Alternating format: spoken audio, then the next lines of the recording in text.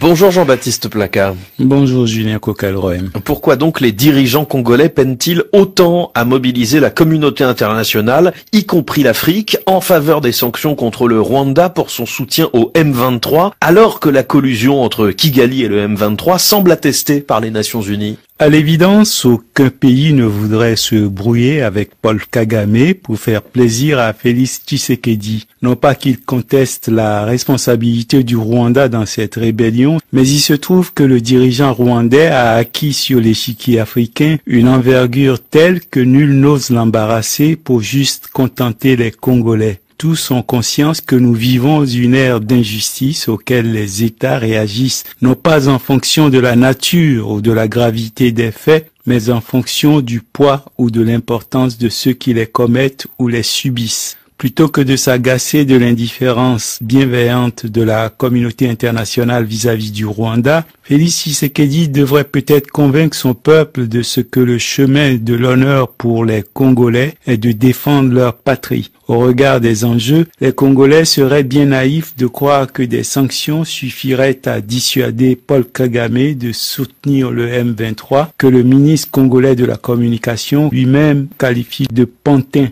Mais comment combattre un M23 dont les forces semblent plus aguerries que l'armée congolaise? Peut-être en redoublant d'efforts, de détermination et de sérieux, que le Rwanda, pays de 14 millions d'habitants, tienne en respect la RDC et ses 102 millions d'âmes est une anomalie, et que les rebelles du M23, même soutenus par les quelques 33 000 hommes de l'armée rwandaise, parviennent à mettre en difficulté l'armée de RDC et ses 134 000 hommes, est une autre preuve des insuffisances d'un leadership systématiquement défaillant dont Félix Tshisekedi n'est que l'impuissant héritier. Mobutu Sese Seko ne se souciait que de sa sécurité personnelle et sa tristement célèbre division spéciale présidentielle, plus prompte à massacrer les étudiants sans défense qu'à défendre la patrie, a été incapable de lui sauver la mise lorsqu'en 1997, Laurent Désiré Kabila, porté par les troupes rwandaises et ougandaises, l'a renversé. Mais cette chute de Mobutu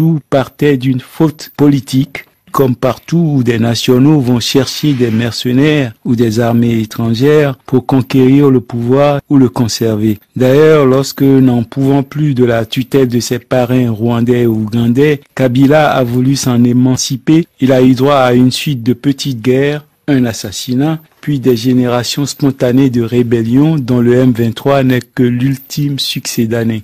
Et chaque fois, les dirigeants ont appelé au secours des voisins qui se sont révélés être de gloutons prédateurs, trop heureux d'avoir table ouverte au festin du sous-sol congolais. N'est-ce pas un peu cruel, Jean-Baptiste, de suggérer que les prédateurs ont été conviés par les Congolais eux-mêmes? Toute l'Afrique crierait à l'impérialisme si des Chinois, des Français ou des Américains s'introduisaient dans tel pays africain pour extraire les minerais de son sous-sol sans autre forme de procès. Que l'Afrique se mure dans le silence pendant que d'autres nations africaines pillent impunément la RDC scandalise d'autant que d'authentiques chantres de la souveraineté africaine justifieront leur coupable cupidité par l'incapacité des leaders congolais à faire le bonheur de leur peuple en dépit de toutes ses richesses. En RDC, les guerres sont aussi juteuses pour les prédateurs qu'elles sont sanglantes pour le peuple. Et la fâcheuse tendance de nombre de dirigeants politiques congolais à confisquer personnellement une part de la richesse nationale n'est au fond qu'une autre guerre des politiciens contre leur propre peuple.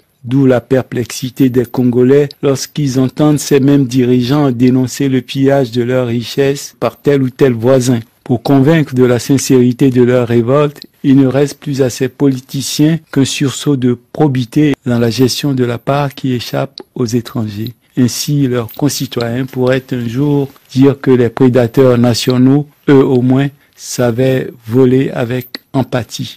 Jean-Baptiste Placard, merci beaucoup.